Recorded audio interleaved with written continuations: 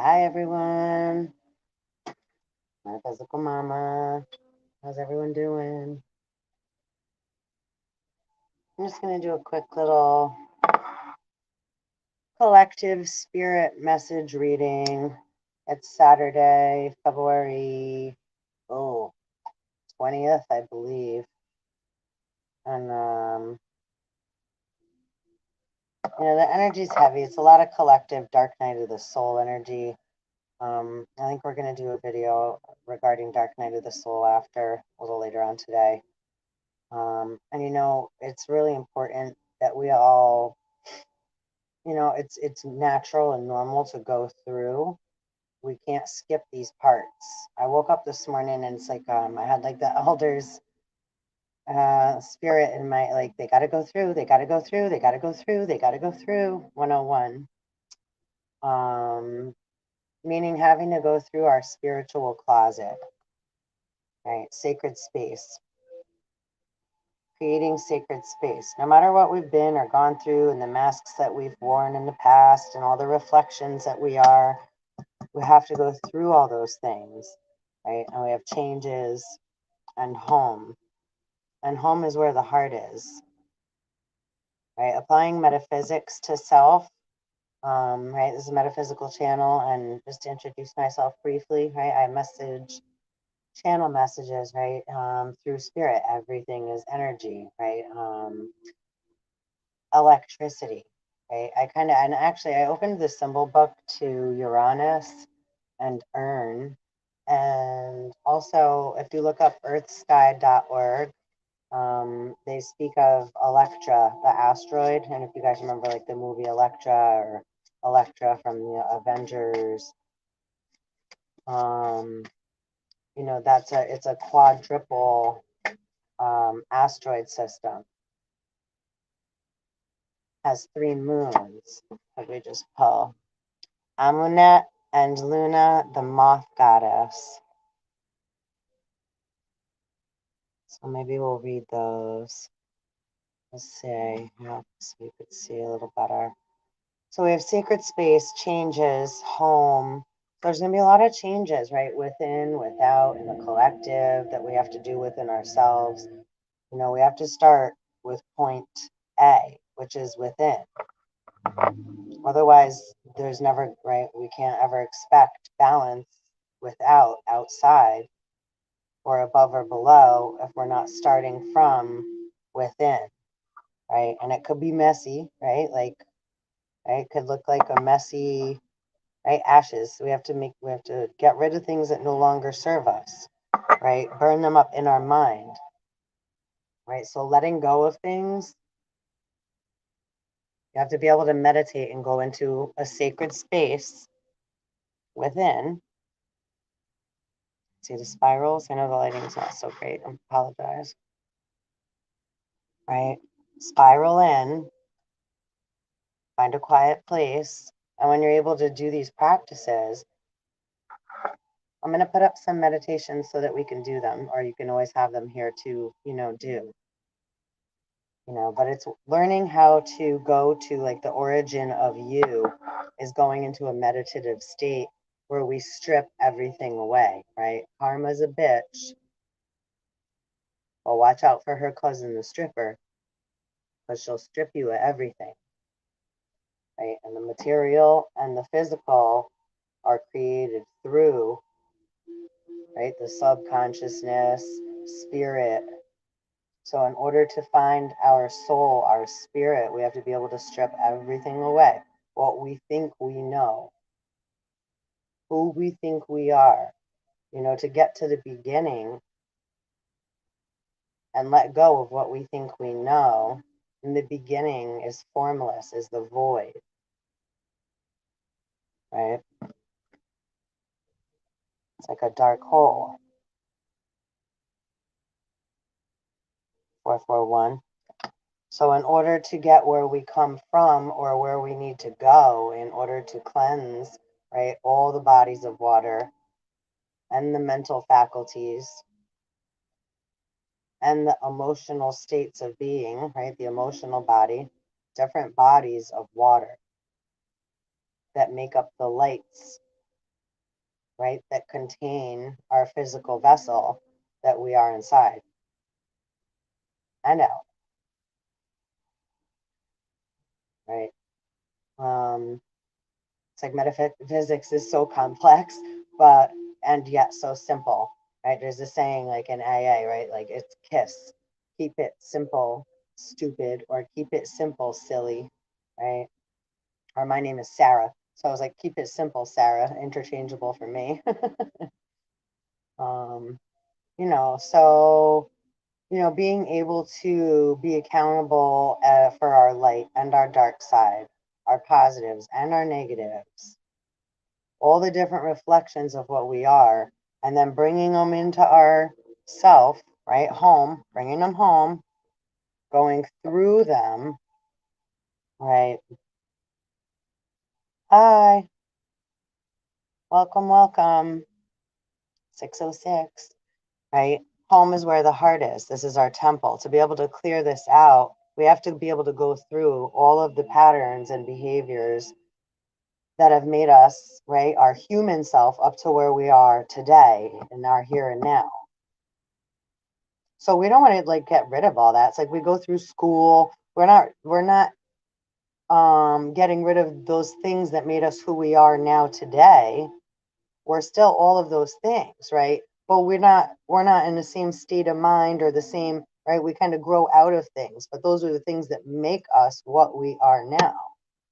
So to go farther beyond that, right, is like incomprehensible, but it's within us, right? Our cells, our atoms have cellular data memory, right? So the truth is within us. It's just allowing it to, right, to ourselves to shed what we no longer need so that we're able to ignite that flame within and create that sacred space. And then that's how we create inertia, right? And rise our kundalini, or right, ignite the double helix. We only have, right, the Asclepius. It's one snake around the spine. And the caduceus, which right is two snakes around the spine, which is in right all of our medical facilities and either the one or the two, ambulance and what have you. So we have 3-strand DNA, right, which is really what they're saying also, right, in a negative way, truth mixed with some falseness, right, or just uneducated, right? Only the information that's been known up until this point. Or there's, right, a lot of trickery. I mean, again, take what resonates, how it applies, right? But it's up to you to untangle that, not like, oh, that's not right. That's partially true. It's the name of the book. It could sound scary or boring, or someone told me that's what that is. So I've had that belief, right? I've been carrying that belief, right? Matrix. But now, in order to, right, a name, a word that we call something and that we attach an emotion and a belief to, that's what we're starting to let go of. So it doesn't mean that it doesn't mean what it did. It's just we don't have to allow that human emotion and all those thoughts that come with it to be that's what it is. It's like, okay, that's what it is. And then it's also all these other things, right? So looking into, again, right, symbolism and what have you. So I'm going to actually read about Uranus here because this is a big game changer and we're in big time of changes. So Uranus coming out makes perfect sense. So for the god, see Oranos, which is Ouranos, right, instead of the U, which etymology, vibration, creates form. So the words that we use now in the language, right, comes from, right, looking up the etymology, even just to the first few letters, like look up the etymology to the letter U or D and TH and what that refers to, and P. Originally was like a rune that looks like a P, which means joy, and got turned to P and TH, right, in Greek, and Rome, which means porn and thorn, P and TH, which is different, right? Like, well, it could also be joyful, I guess, right? Every rose can be pretty until it pricks you. All right, let's see. Uranus. This planet was discovered by William Herschel on March 13th, 1781, which is 1617. And we could break it down to an 8. And in astrology stands for the cosmic power, which causes sudden, abrupt, and unexpected upheavals, interference, fresh creations, and progress. So and that's too where they get the term, right? Order out of chaos, right? Birth is chaotic, right? Birthing is chaotic. And the word death is very different than the word dead. Everything has vibration. 1044. That's what we apply to it and how we allow that energy to grow, move, have space, and soar and be what it is. Right. And sometimes, right, like outcome, right, put a little love in your heart, putting a little love into it. All right. It's a special domain is electricity, flight, and the cinema. In the view of astrology, right? Now Saturn, Uranus, the moon, it's like the silver screen, 1122. I still haven't watched the Truman Show. I'm afraid to watch. I just already know we're all being watched, so whatever. All right. In the view of astrology, the breath of fresh air, which for the last 2 centuries has been blowing upon mankind, comes mainly from this planet. Astrologers, and I remember George Floyd, I can't breathe, right? So remember to breathe. Take that 12:12 and 12 on the nose and the minutes in. It's 12:12 noon and it just was 12 minutes in. 3 12ers. Remember to breathe. Right? Take these things and apply them because a lot of things are cinema. So they're throwing game changers, right? They're throwing games out, dice out, and seeing what are we, the people, going to do with those things that are being thrown right into the media, our collective consciousness, our subconscious, right? Unconsciousness coming up from, right? The dream state, how we've all dreamed ourselves into being together, really. Pretty amazing, honestly. Like, talk about explosion of the mind. All right. Astrologers regard it as the true creator of the modern world, based on the social plane, upon the principles of the French Revolution and in the industrial sphere, right? Iron and absolutely, and social plane. And see, planes are different than fields, dimensions, right? Okay. Upon industrialization and mechanization. Its house is Aquarius, which it shares with Saturn. When Uranus was first sighted, it was in Gemini, the sign of the zodiac which rules the USA, which is like duality, right? Also, and America's a baby, right? But there's lots of us elders. We're all like elders and babies, right? At the same time, just like masters and teachers, all and students, excuse me, at all the same time. Right? We're always learning. It's like there's so much. So we're always baby. For good or ill, American civilization is today the most perfect illustration of the influence of Uranus. Absolutely. Immense dynamism. Sorry, my mouth butchered that.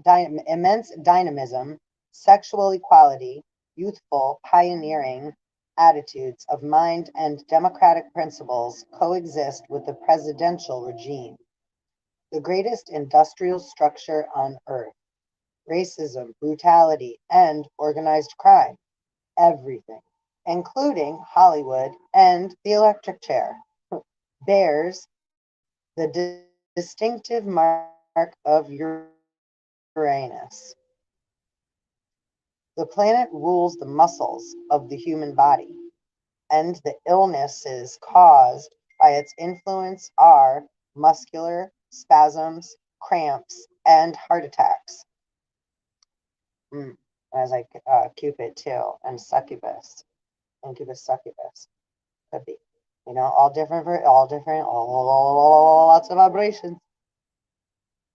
The Uranian process began with something like a sudden burst of energy on the part of chaos, primordial fire, as it were, catching light, like Prometheus.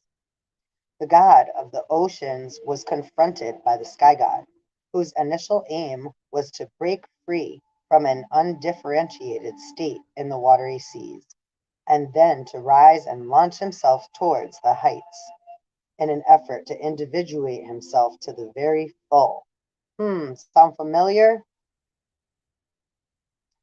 Uranus is patron of whatever raises mankind from the ground and lifts him skywards to his mythological domain in the upward surge of effort to attain the absolute. Hold on one sec.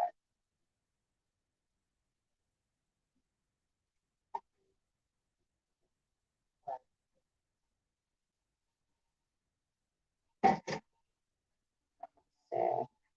This would include such mundane things as skyscrapers and go via aircraft and space satellites to interplanetary rockets. The Uranian encompasses the men of Prometheus's breed, as I just said, true thieves of the celestial fire, instinctively motivated to deeds of daring. There is also a record to be broken, further or faster to go than anyone else before. Intoxicated by thirst for unlimited power, the Uranian is the progressive individual on the track of a new age and prone to suffer the fate of the sorcerer's apprentice. At the heart of this process emerges the archetype of hyper-individuation, which provides the specification for a super-personalized and original human being. Generally, in the throes of egomania, with the most explosive of unities for a goal and bent upon the absolute. Right? Reach for the stars. I may have to watch Toy Story today. To infinity and beyond. So yeah, applying mythology, that's the opposite side of the coin of history, and digging into ourself, finding the different parts of ourself that we are related to, right? Astrologically in your natal chart, right? What stories do you relate to, right? What cartoon characters do you relate to, right? Like what stories your whole life have been gravitated toward you and that you've been gravitated toward, right? Or monsters and fairies and, right, demons, angels, however, right, your shadows and lights come up, the reflections and parts. Some of them might be, right, more scary, a little bit scary or uncomfortable, right?